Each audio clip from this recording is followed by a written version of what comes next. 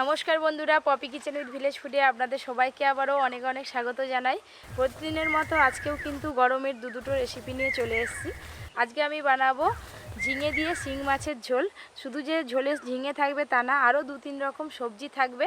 এই গরমে কিন্তু এই রকম পাতলা ঝোলই স্বাস্থ্যের পক্ষে উপকার। আর তার সঙ্গে থাকবে মশলাদার কুমড়ো ভাজি। প্লিজ আপনারা পুরো ভিডিওটা দেখবেন। আমি এখন বাগানে চলে এসেছি ঝিঙে নেব বলে। একদম গাছ থেকে টাটকা টাটকা ঝিঙে কেটে তারপরে রান্না করব। আর এই দেখুন, এইদিকে একটা ঝিঙে বাগান আছে, কিন্তু এখানে ঝিঙে নেওয়ার মতো একটাও ঝিঙে নেই। তো ওইদিকে আর একটা বাগান আছে, ওখান থেকে আমি ঝিঙে নেব। যা গরম পড়েছে কি বলবো বন্ধুরা, এই গরমে যত ঝোল খাবেন শরীর ভালো থাকবে। এই দেখুন, একদম ঝিঙে গাছের কাছে চলে এসেছি, আর একদম নরম কচি ঝিঙে ঝুলছে। এটা তো অনেক বড় হবে, এটা নেব না। আমি নিচে নেমে যাই, ওইদিকে দেখছি অনেক বড় বড় ঝিঙে আছে, ওখান থেকেই ঝিঙে কেটে নেব। একদম গাছের টাটকা তাজা ঝিঙে ঝুলছে, আর এই রকম ঝিঙে দিয়ে ঝোল বানালে আর কোনো কথা হবে না বন্ধুরা। এই দেখুন, একসঙ্গে এখানে কত ঝিঙে ঝুলছে। এখান থেকে ঝিঙে নিলে কিন্তু রান্নার মতো হয়ে যাবে। এই একটা, এই যে এইগুলো ছোট ছোট কিন্তু তুলার মতো হয়ে গেছে, এইগুলো আর বাড়বে না। এবছর কিন্তু ঝিঙের দাম বেশ ভালোই আছে। এখনও আমাদের এখানে 30 টাকা 40 টাকা কিলো বিক্রি হচ্ছে।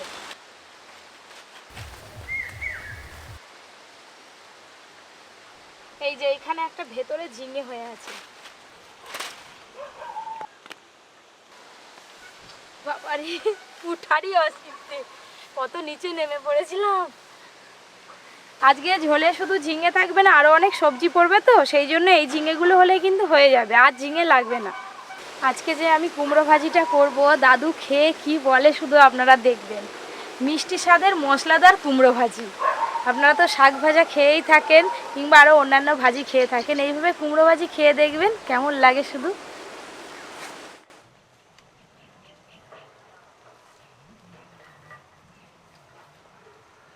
বাগান থেকে টাটকা তাজা সবজি তুলে নিয়ে তো চলে এলাম।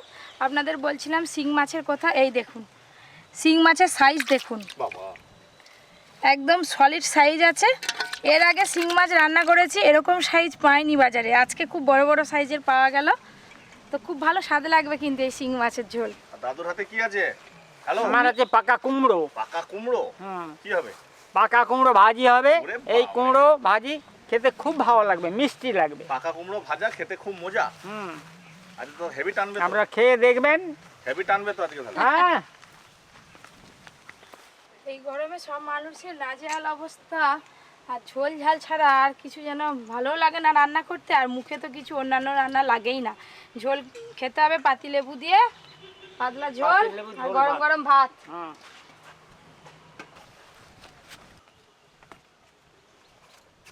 শিং মাছের ঝোল তো এমনি খেতে ভালো লাগে, আবার শিং মাছের ঝোলে আজকে টাটকা টাটকা ঝিঙে, বেগুন, পেঁপে, কাঁচকলা, আলু সব পড়বে।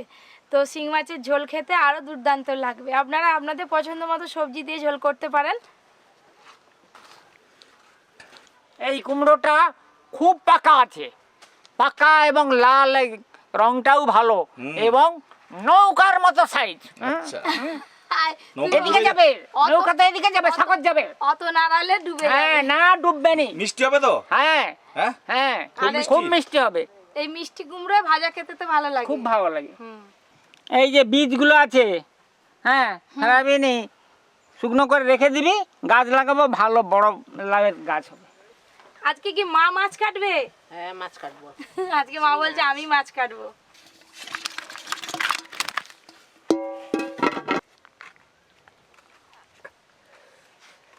এটা হচ্ছে বাঘা শিঙি। এর আগে পপি কিচেনে শিঙি মাছ রান্না করেছি, কিন্তু এত বড় শিঙি মাছ রান্না করিনি। মাগুর মাছ এত বড় হয়, কিন্তু শিঙি মাছ এত বড় দেখা যায়নি। বাবা, এই দুটো একটু ছোট ছোট। শিঙি মাছ ধরার নিয়ম আছে, এরকম করে টিপে ধরতে হবে। মাছগুলোকে আগে পিস পিস করে কেটে নেবো, কাটার পরে পরিষ্কার করব। আমরা দেখো কিরকম করে পরিষ্কারটা করি।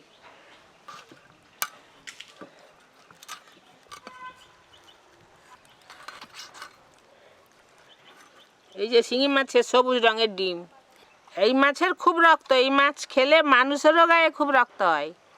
এই দেখো কিরকম রক্ত পড়ছে, ঠস ঠস করে রক্ত পড়ছে। দাদুর গায়ে একটু রক্ত কম আছে মনে হচ্ছে, তোমাকে বেশি করে খাওয়াবো, গায়ে রক্ত হবে। দিবি আমাকে বেশি করে। তারপর ঘোড়ার মতন দৌড়বে।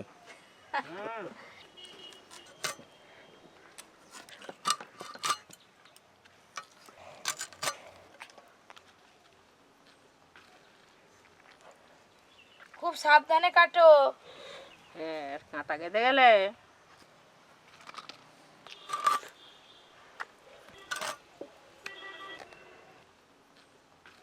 বড় মাছটাকে এবার কাটবো। বাবারে, এইটা খুব সাবধানে গো, এর গায়ে খুব শক্তি।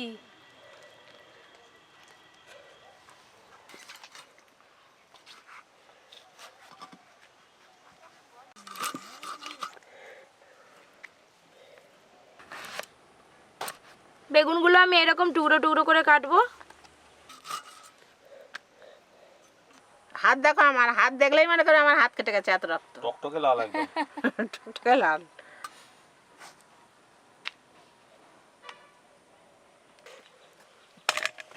মাছগুলো সব একটা বাটিতে তুলে নেবো।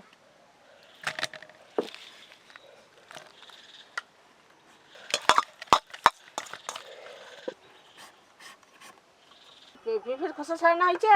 হ্যাঁ, এই তো হয়ে গেছে। একটু বেটে নিয়ে আসো, ওই মাছে মাখাবো। যাই তাহলে। এই পেঁপের খোসা বাটা দিয়ে শিং মাছের ওপরে যে কালো আস্তরণটা আছে মা ভালো করে পরিষ্কার করবে, সেই জন্যই বললো। শিঙি, মাগুর এইসব মাছ পিঠের খোসা বাটা দিয়ে পরিষ্কার করলে খুব সুন্দর পরিষ্কার হয়ে যায়। শিঙি মাছ ঝোলের থেকে শিঙি মাছ ভাপাও ভালো লাগে। হ্যাঁ, ভালো লাগে তো। দাদু, বলো। এসে গেছি। কি হচ্ছে? এই যে গল্প। হ্যাঁ, নাও। কেটে রাখা শিঙি মাছে পিঁপের ছাল বাটা দিয়ে দেবো, লবণ। এই যে একটা থালা নিয়েছি, এইটা ঢাকা দিয়ে দেবো।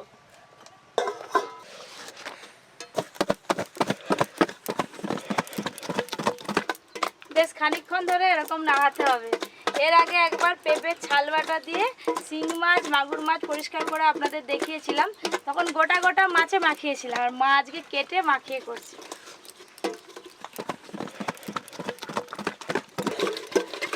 খুব বেশি সবজি দেব না, অনেক রকম সবজি আছে, সব সবজি অল্প অল্প করে দেব।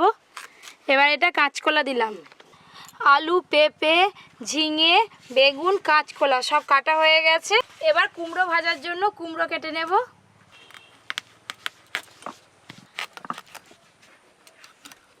এই কুমড়ো দিয়ে আর ছোলা দিয়ে সবকা রান্না করে তরকারি করবি, মুড়ি খেতে ভালো লাগে।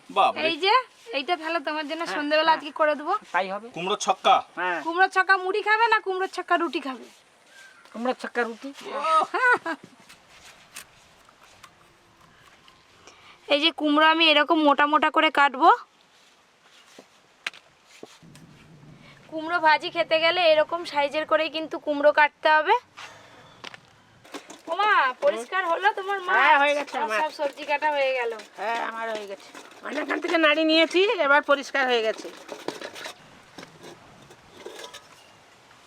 এই দেখুন কত সাদা সাদা হয়ে গেছে, সব চামড়াগুলো, কালো স্পটগুলো সব পরিষ্কার হয়ে গেছে। এটা যখন আবার ধুবো তখন আরো পরিষ্কার হয়ে যাবে।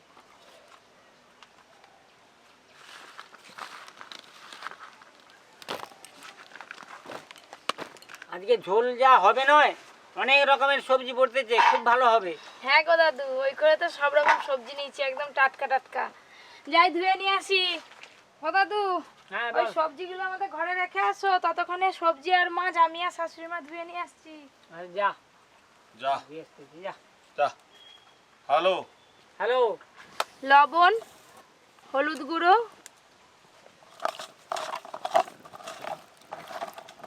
নুন হলুদ মাখানো মাছ ভালো করে ভেজে নেব।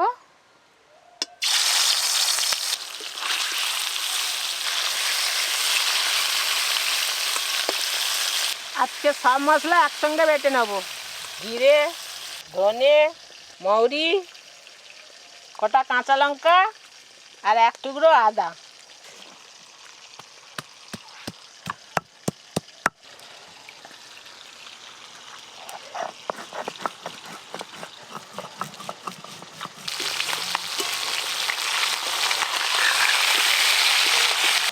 আপনারা ধনে বানর যে শিঙে মাছের ঝোল তৈরি করে খাবেন এবং সত্যি আপনারা দেখুন স্বাস্থ্যের পক্ষে খুবই উপকার। সব বৌমার দিকে বলছি, এরকম ধনে পানি বেটে শ্বশুর শাশুড়িকে খাবে, খুব ভালো বলবে। আমার বৌমার তো বাটেনি কাজুকে বারবার ভয়ে। শরীর ভালো থাকবে, শরীর সুস্থ থাকবে। মাছের ঝোলের জন্য মাছ কিন্তু খুব বেশি লাল লাল করে ভাজার দরকার নেই, যেহেতু আজকে ঝোল হবে তাই সব মাছ আমি হালকা করে ভেজে নিয়েছি। এই যে ঝোল হচ্ছে এতে পাতি লেবু একটু অন্তত বেশি না হলেও একটুখানি চাই। পাতিলেবু তার নিয়ে স্বাদ আসবো, আলাদা। পাতিলেবু নিয়ে আসবো। গরম ভাতে পাতলা ঝোল পাতিলেবুর রস মাখিয়ে খেতে হবে।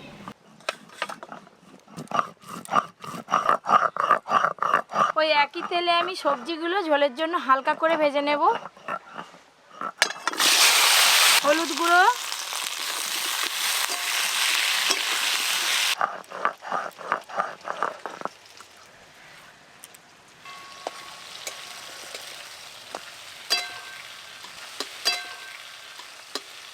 আর কিছু মশলা বাটতে হবে না, এই একরকম যে বেটেছে এটাতেই হয়ে যাবে।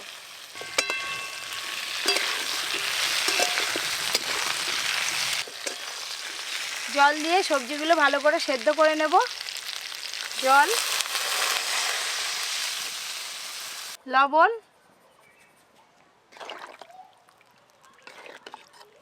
চাপা দিয়ে সবজিগুলো ভালো করে সেদ্ধ করে নেব।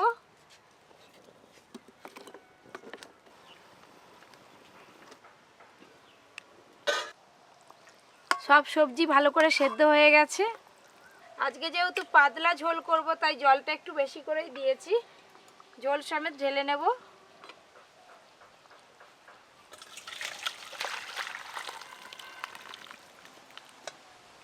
সর্ষের তেল,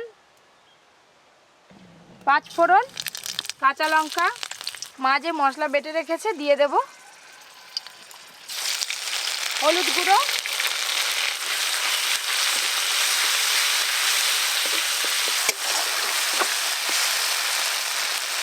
ঝোলের জন্য মশলাও কিন্তু বেশিক্ষণ ধরে কষতে লাগবে না, 2-1 বার ভালো করে নেড়ে নিয়েছি। এবার আমি ছকে নেব। সেদ্ধ করে রাখা ঝোল সমেত সবজি দিয়ে দেব।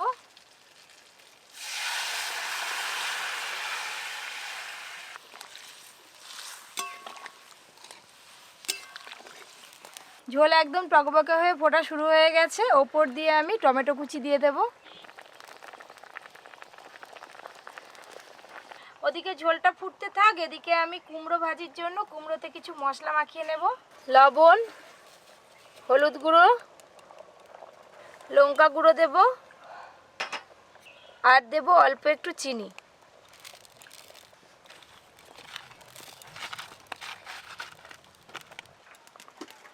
প্রত্যেকটা কুমড়োর পিসে কিন্তু ভালোভাবে এইভাবে মশলা মাখিয়ে নেব। কুমড়োতে সব মশলা ভালো করে মাখিয়ে নিয়েছি, আর এদিকে ঝোল একদম টকবকে হয়ে ফুটা শুরু হয়ে গেছে।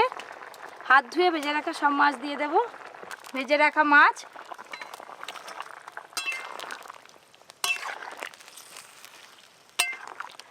মাছটা যত ঝোলে ফুটবে, মাছটা যত ঝোলে ফুটবে এবার তত সেন্ট উঠবে। সেন্ট উঠবে আর ঝোলের স্বাদটাও বাড়বে। এবার মাছটা খানিকটা ফুটো।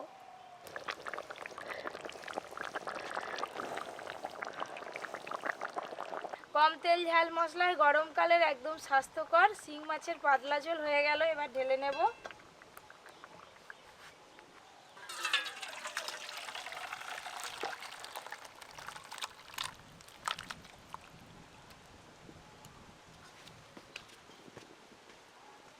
কুমড়ো ভাজির জন্য কড়াই সর্ষের তেল দিয়ে ভালো করে তেল গরম করব।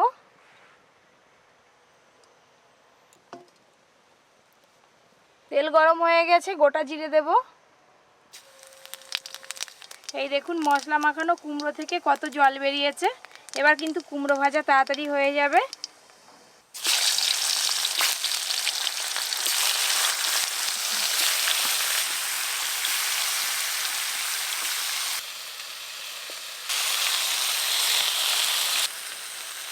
একবার করে সব কুমড়োগুলো উল্টে দেব।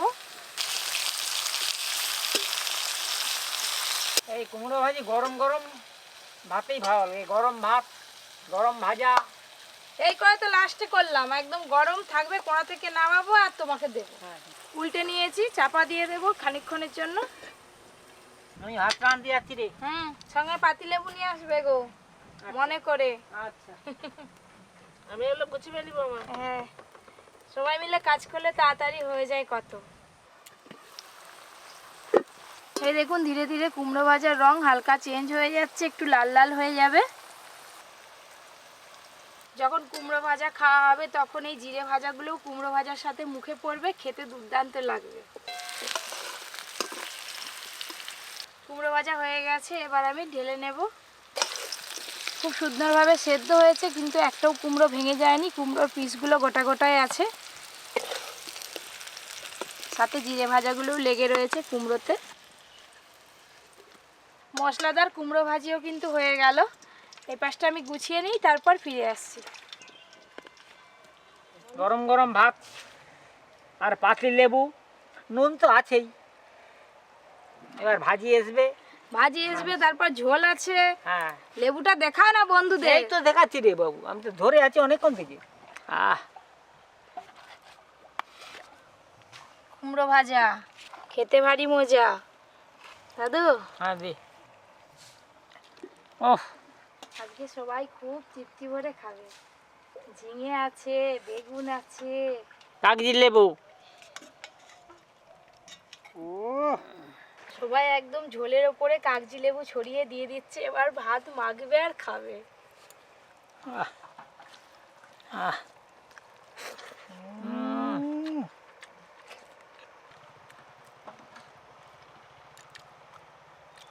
খুব সুন্দর হয়েছে কুমড়ো ভাজাটা। অনেকেই আছে কুমড়ো খেতে চায় না, তো আপনারা লাঞ্চ থালিতে অনেকেই পোস্ত দিয়ে আলু ভাজা রাখেন, ঝুরি আলু ভাজা রাখেন। তো মাঝে মাঝে একদিন এরকমভাবে কুমড়ো ভাজি করে রাখবেন, যে কুমড়ো খায় না সেও কিন্তু কুমড়ো খাওয়া শিখে যাবে। শিঙি মাছ।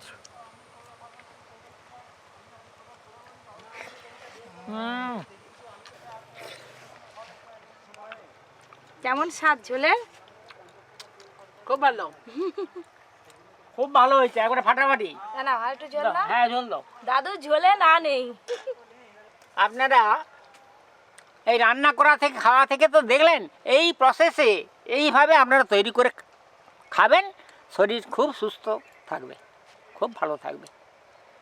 তোমাদের ভালো রাখুক, আমিও ভালো থাকি। নমস্কার।